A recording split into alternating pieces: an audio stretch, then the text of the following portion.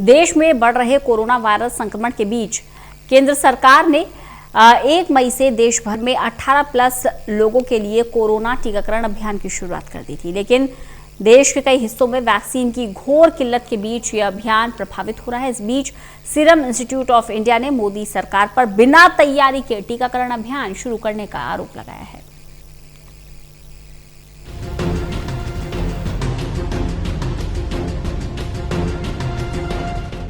देश इस वक्त कोरोना वायरस महामारी की दूसरी लहर से जूझ रहा है।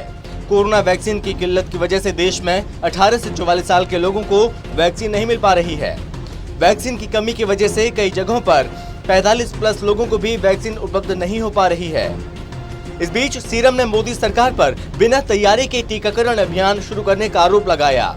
सीरम इंस्टीट्यूट ऑफ इंडिया ने कहा कि सरकार ने बिना वैक्सीन की उपलब्धता और WHO गाइडलाइंस पर विचार किए कई आयु वर्ग के लिए वैक्सीन की इजाजत दे दी है।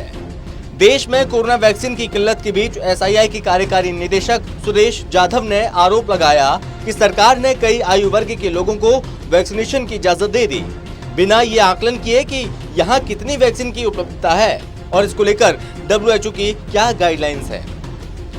स्वास्थ्य से संबंधित एक आयोजित सम्मेलन के दौरान उन्होंने कहा कि देश को WHO की गाइडलाइंस का पालन करना चाहिए और वैक्सीन की प्राथमिकता उस हिसाब से होनी चाहिए।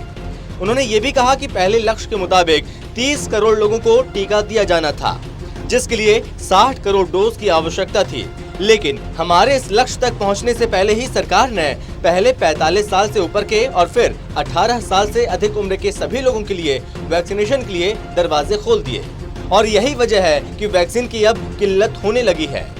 आपको बता दें कि भारत में इस समय कोरोना टीकाकरण में सीरम इंस्टीट्यूट की कोविशील्ड और भारत बायोटेक की कोवैक्सीन का इस्तेमाल किया जा रहा है। 18+ के लिए वैक्सीनेशन शुरू करने के साथ ही केंद्र ने राज्य सरकारों को वैक्सीन निर्माता से सीधे वैक्सीन खरीदने की इजाजत दे रखी है, लेकिन उत्पादन में कमी बताते हुए कंपनियां राज्यों को उतनी मात्रा में वैक्सीन नहीं दे पा रही हैं जितने की जरूरत है। Special desk, total TV.